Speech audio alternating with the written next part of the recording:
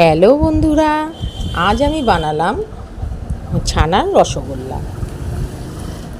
আমি রান্নাঘরে এসে ছানার রসগোল্লা বানাচ্ছি। প্রথমে কড়াইতে জল ঢেলে নিলাম।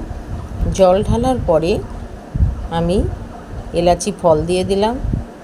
তারপরে এলাচি ফল দেওয়ার পরে 2 বাটি আমি চিনি দিয়ে দেবো, দিয়ে শিরাটা জ্বালিয়ে নেব। অন্যদিকে আমি চলে এলাম একটা পাত্রে।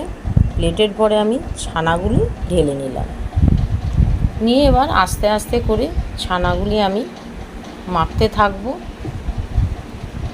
কিছুটা মাখতে হবে। মাখার পরে আমি এর মধ্যে দিয়ে দেবো একটু ময়দা। ময়দাটা দেওয়ার পরে একটু এলাচি পাউডার গুঁড়ো দিয়ে দেবো। তারপরে আবার একটু মাখতে হবে।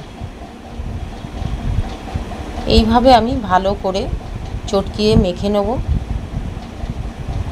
এইভাবেই মাখতে হবে, তাহলে মিষ্টিটা রসগোল্লাটা ভালো আসবে।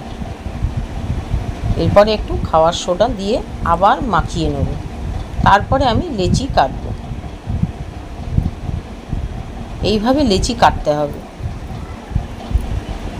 আমি লেচিগুলো সব এইভাবে করে নেব। দেখুন বন্ধুরা, এইভাবে লেচিগুলো আমরা সাজিয়ে নেব। এই দেখুন, আমি লিচিগুলো সব রসগোল্লা করে নিয়েছি। এবার আবার চলে যাব কড়াইতে। এবার আমার জল শিরাটা হয়ে গেছে। এবার আমি মিষ্টিগুলো ছেড়ে দেবো। একটা একটা করে ছেড়ে দিলাম। আমি ছেড়ে দেওয়ার পরে একটু নাড়িয়ে দেবো চামচ দিয়ে। দেওয়ার পরে আমি ঢেকে দেবো। 10 মিনিট পরে আমার মিষ্টিটা হয়ে যাবে।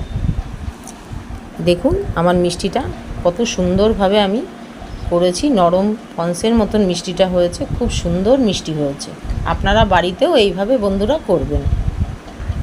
দেখুন আমি মিষ্টিটা কাটছি, কত সুন্দর মিষ্টি হয়েছে দেখুন। আজকে এই পর্যন্ত, টাটা।